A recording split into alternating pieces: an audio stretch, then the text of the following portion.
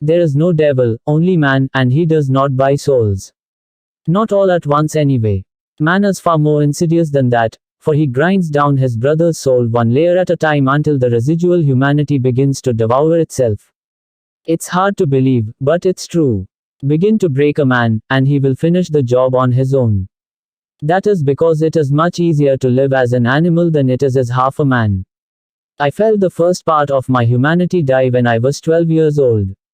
How do you explain a knotted garbage bag full drowned kittens to a child? I was young, but not too young to know that someone had done it on purpose, and that they had gotten away with it. Not too young to understand that evil wasn't just a thing in cartoons and movies. Not too young to realize that I too was capable of evil if I ever got my hands on this monster. Over the years, I felt more of myself slip away. Sometimes it would break off in big chunks like when my mother died, but more often my soul simply eroded from the steady tide of petty grievances, jealous greed, thoughtless anger, and the thousand other frustrations that make up the life of any civilized man trying to find his place in the world. Tobias Wade, Com 327. My defense attorney wanted me to talk about how I regretted killing Edward. That it was a defining moment in my life, and that my mind had been blown wide with righteous rebirth and revelation. There wasn't enough left of me to lie though. I don't think my pulse even rose the night I took my neighbor's life. Edward used to beat his wife, and now he doesn't. That's all that changed, because there wasn't enough left of me to change. It almost makes me laugh now to think how far I still was from rock bottom. I got 15 years for that. Could have been worse, but the judge and jury were sympathetic after hearing the widow tearfully thank me for saving her. I can't even say I found jail any worse than the outside either. The only difference was my daily routine, and the blur of a different set of faces performing it with me. I gained a reputation as a loose cannon in jail. People said I'd go from deadpan silence to an incoherent rage in 1 second flat. I don't think of it that way though. I think of myself more like a brilliant pianist, seeming ordinary until sitting down to play. The musical ability didn't suddenly appear out of nowhere, it had been inside all along. It was the same with my anger. It was always there, but it was my choice whether to let it play. I was 5 years into my sentence before one of the guards took my moods personally, landing me in the hole. It was only supposed to be for a week, but everything I did seemed to extend the time. Unresponsive to the officer. Add a week. Didn't eat the food. Add a week and get my next meal replaced with the loaf, rotten cabbage and bread. Didn't eat the loaf. Another week, and no other food until I choked it down. Even after I vomited it back up, they wouldn't give me more food until I'd eaten my sick just to teach me a lesson. 51 sleepless nights 3 to 8. I don't know what that lesson was, but the only thing I learned was to hate the whole. Having nothing to do is boring, but knowing it will continue without cessation is despair. I was never a social person, but I found myself so starved for human contact that I even tried hugging the guard.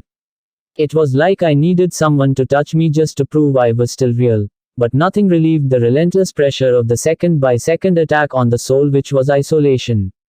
I knew I was really losing it when a fly found its way into my room. I named it Ribatio and talked to it just to hear something besides the droning of fluorescent lights and the distant shouts from other cell blocks. I told Ribatio about the girl I liked in high school, and how beautiful the sly wrinkle at the edge of her smile was. I described to him what a sunrise looked like, and the taste of chocolate cake, and about the drawings I used to sketch, and 1,000 other things which I hadn't appreciated at the time. I didn't tell the fly that I never expected to see them again. I didn't want to make him sad and leave. It didn't matter though, because the next time I woke, he was gone anyway. I'm not ashamed that I cried to be alone again, in fact I was relieved. It meant there was still part of me which was human enough to feel. First, hey buddy. I opened my eyes. I wasn't sleeping, I was just lying on my back, preferring my malleable imagination to the stagnant cell. The voice had come from behind me. Can you hear me? What's your name? The voice asked. Someone else must have heard me talking to the fly. I turned around and found a crack in the mortar behind my bed. It must have connected with another cell in the housing detention Tobias Wade, Com 329 block. Does it matter? I asked. Of course it does. It's the most important thing in the world. It's the thing they can't take from you. My name's Riley. Hi Riley. I'm Travis, I replied. Have you been recruited yet, Travis? I don't know what you're talking about, I said. I glanced back at the closed door of my cell. Even if someone heard me, they'd probably just think I was talking to myself again. It's not like they checked on us very often. Okay, good, Riley said. They're going to offer you a deal soon. You have to take it, trust me. What deal? Why would I trust you? I don't even know you. Sure you do, buddy, he said. I'm your only friend in the world. I heard metal scrape on metal. My door opened. I threw the pillow over the crack in the mortar and sat rigidly upright. I was reluctant to leave my new friend, but I don't think the guard noticed. My muscles were stiff from the cramped quarters, but I didn't even run around much. All I could think about was how great it would be to have someone to talk to now. And the deal. It couldn't have been that special if he was still in prison, but it was something to think about. Something to look forward to. Maybe they'd even given him books or a notepad. A laptop or TV would be almost as good as getting out. 51 sleepless nights. 330. Riley never answered again though. For 2 days I tapped on the wall, but all I heard was ceaseless muttering. An old man swearing under his breath kind of muttering, like he was trying to talk but couldn't decide whether he was talking to himself or someone else. All hours of the day and night, non-stop muttering. I don't even remember him pausing to eat, let alone draw breath. Most of it was inaudible gibberish, but there were a few things I finally made out after they were repeated for the 1,000th time. Didn't expect to see him again. No sir, no. Just pretend to be human for me, will you? We can both pretend. I'm Riley. You're Riley too, but I was Riley first. I lost track of how long I was supposed to stay in here, but I'm sure I should have been out of solitary a long time ago. By the time they came to offer me the deal, I was completely convinced that accepting it was the only way to ever get out. It's very simple, we have nothing to hide, the prison warden told me. He looked like the type of man who would force his children to only speak when spoken to, and even then only if they addressed him as sir. We could easily force you to accept, the warden continued, after all, you are in my power. I choose when you sleep, when you eat, if you eat, but I am still making this a completely voluntary arrangement. What do you want from me? I asked. Prison overcrowding is a serious issue, the warden said. Tobias Wade, Com 331 felt like he was reading from a pre-prepared script. He was looking at me, but I wasn't really being seen. The prison system has grown 700% over the last generation. It's costing us up to 40 grand per inmate every year, 74 billion annually nationwide. The government is actively exploring alternative programs which can satisfy the need to deter and rehabilitate criminals without the prohibitive expense and opportunity cost of prison. I'm offering you the chance to volunteer in one of these programs. You're going to take me out of prison. Then how come Riley stayed in here? The warden's face screwed up like he'd just taken a bite from a lemon. Riley is gone. He's been gone for a while now. There was something about how he emphasized the name which made it seem like Riley hadn't changed locations.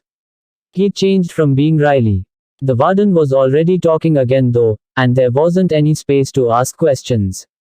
I can't disclose all the details with you, but rest assured your sentence will be considerably abbreviated. Our programs are designed for maximal efficiency, and 15 years of wasted time and money are going to be condensed into a weekend. I didn't care about the time. What did I have to look forward to on the outside? It might seem inconsequential to you, but the only reason I accepted his offer was that I missed having someone to talk to. And if this was a government project, then what was the worst they could do? Maybe I really could get a clean start. The warden gave me some papers to sign and then left.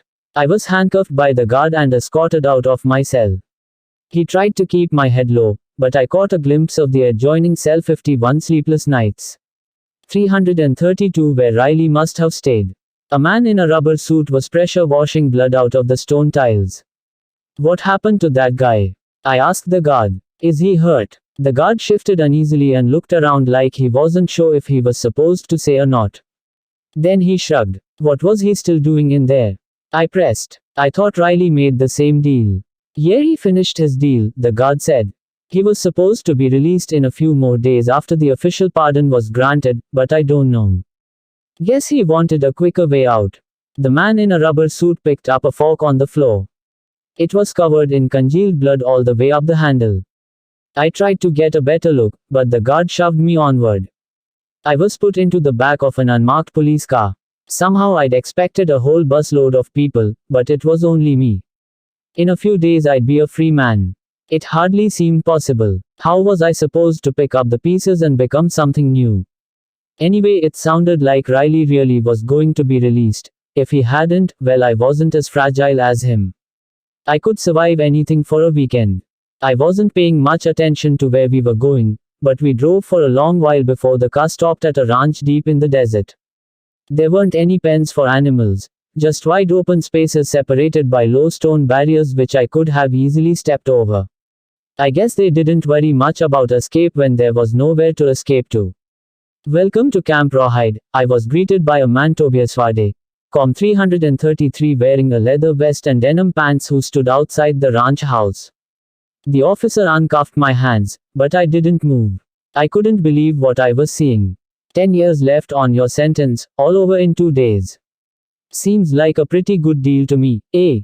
But don't you worry, you won't miss out on anything, the man continued. His voice was muffled from speaking around the cigar in his mouth. His eyes didn't leave my face, mine didn't leave his. It's my job to make sure you still get 10 years worth of punishment this weekend. I heard the sound of tires roaring over dry earth. I hadn't even noticed the officer had gone, but it was too late now. I couldn't look away from the man in front of me. The man I killed. What are you doing here? Edward grinned. He took a step closer to me and took the cigar out of his mouth. Same thing as you, darling. I'm just trying to find some justice in this shit-stained world. But between you and me, I don't know if there really is any justice out there. I reckon there are just people who got what they deserved, and people who got lucky.